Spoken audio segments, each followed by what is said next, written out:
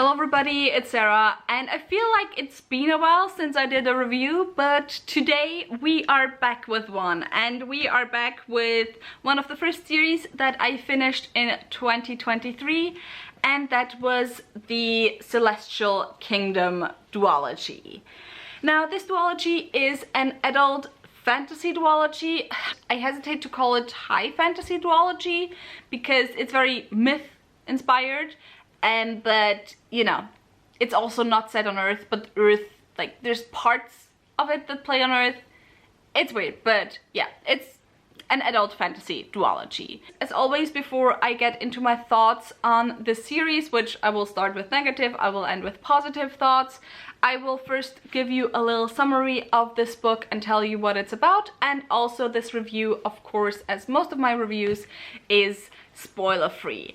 Now, the Celestial Kingdom duology is, as duologies happen to be, made up of two parts. The first part is Daughter of the Moon Goddess, the second part is Heart of the Sun Warrior, and while it is certainly adult fantasy, there are a lot of people that put this into the YA category, and with this series I'm not as mad when people do that as with other books written by women, because I do think that this is a duology that definitely has YA crossover appeal, and I believe the author herself also does market it as that. Like, she markets it as an adult fantasy duology that has YA crossover appeal.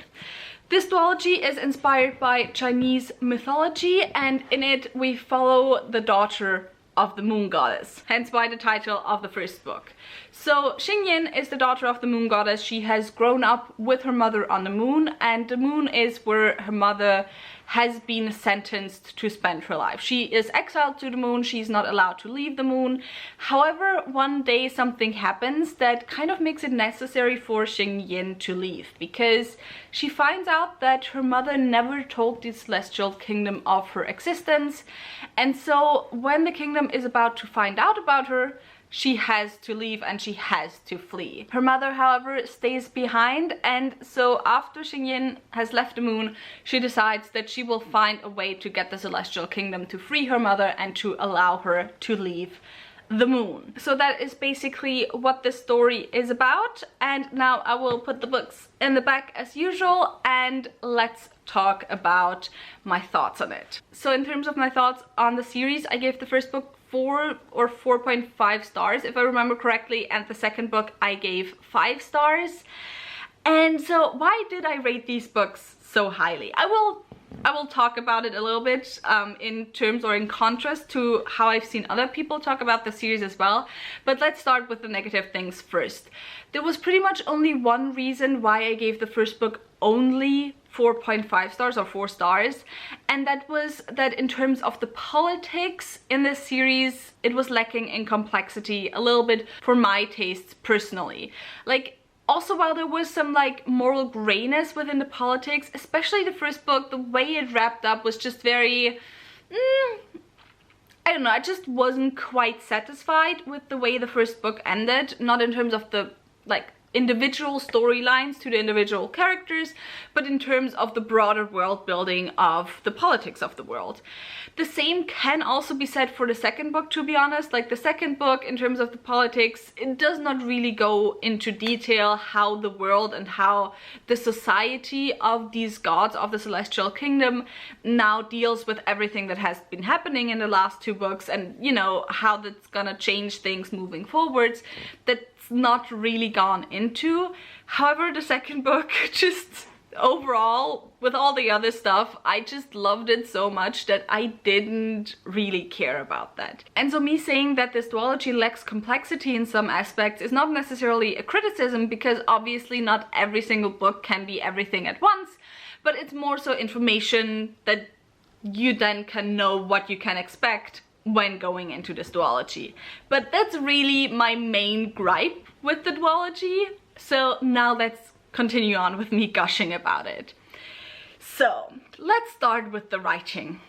I adore the writing in this series, which I find very funny, because this series really is one of those series that once again showed me how subjective reading preferences can be.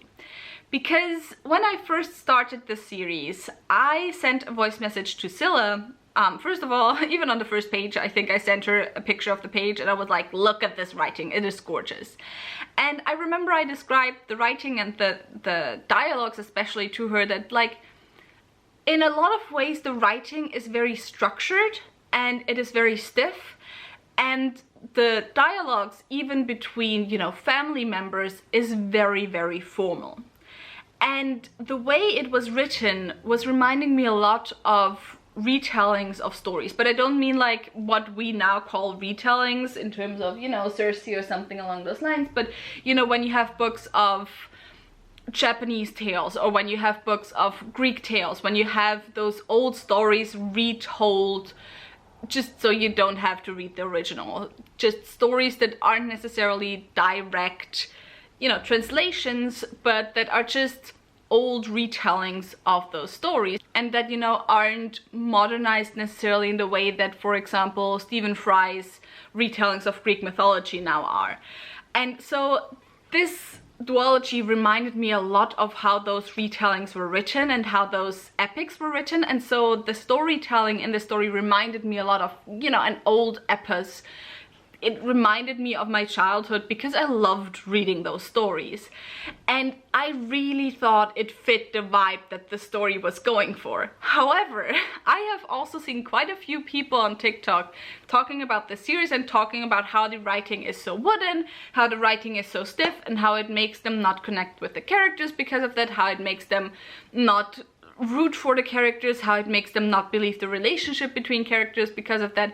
And I just found that very interesting once again, because this aspect of the storytelling, this aspect of the writing that for me made the storytelling more believable and that made me feel more engaged with the story in a way where I'm usually not as engaged with some other stories, because it made this storytelling unique for me, which made me then love the story even more, was exactly the reason why other people did not enjoy the series as much and maybe even dislike the series. And so I think once again this just proves to me that a lot of times it is important to contextualize your opinions on a certain story, and I hope I'm mostly doing that in my reviews.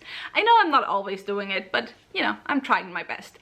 Anyway, the writing, absolutely gorgeous, absolutely love it. However, do not expect your typical fantasy writing from this story. I really enjoyed the characters. I loved the love triangle in this duology. Like, this duology has a love triangle.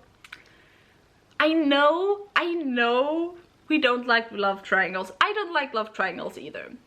This one, however, this one is just God tier, S tier. I loved all three of them. I just want all of them to be happy, and I was so happy with how it ended. Like, obviously can't go into spoilers, but the way the love triangle was resolved was just very well done, in my opinion. I really enjoyed it.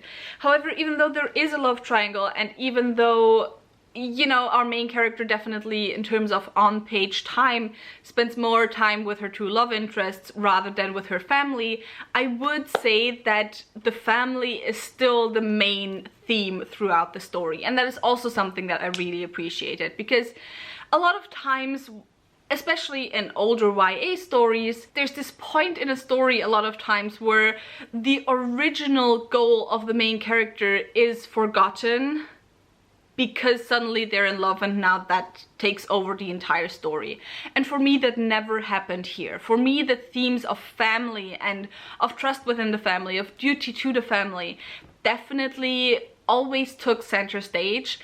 And our main character was always like very clear to herself and, you know, within her inner monologue, that saving her mother, that's the top priority. Like, if she falls in love along the way, great. Or maybe not so great, but saving her mother is the top priority. And basically, even if, for example, saving the love interest or something was for a short while top priority, it was still connected ultimately to the goal of saving her mother, because it just so happened that that would be one step along the way. And you know, it was just always clear that her family went first, and I just really love that and really appreciated that. And then I had two more things to say, but now I can only remember one: the ending. The ending ripped my heart out. I was crying throughout the last 50 to 100 pages of this story. I think it was 100 pages actually. I was bawling. I haven't cried this much in a long time. It took me a full 20 to 30 minutes after the book to completely calm down again without randomly starting to cry again. So yeah, by the ending of the story, I was an emotional wreck. Let me tell you that. And actually now I remember the last thing that I wanted to say. Like, I think the reason why I enjoyed this series so much is that it gave me exactly the same feelings that I got with 14, 15 when I was reading YA fantasy.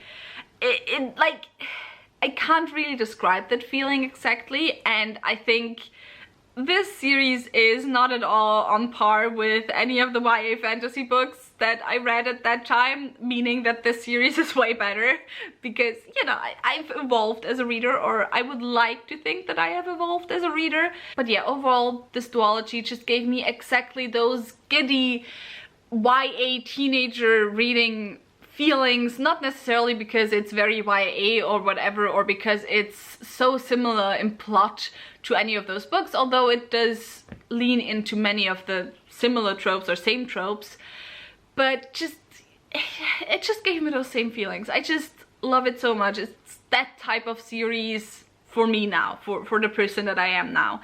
And so honestly, I would highly recommend this series. It's fun, it's beautiful, it's gorgeous, the writing style is amazing, the characters are really lovable, and so yeah. If you have read this duology, tell me in the comments down below what were your thoughts on it. Like, did you have an issue with the wooden writing, or did you not have an issue with it? Which, again, I find it so funny. I used exactly the same vocabulary, but for me it was something positive. And anyway, and if you have not read this duology, did I convince you of picking it up? If you enjoyed this video, maybe think about giving me a thumbs up and also maybe subscribing. All the links to my social media, as well as to my book club of Queens, Witches and Valkyries, where I read one adult high fantasy book written by a woman or genderqueer person per month, will be left linked down below, so go and check those out. And I hope I'll see you very soon. Bye!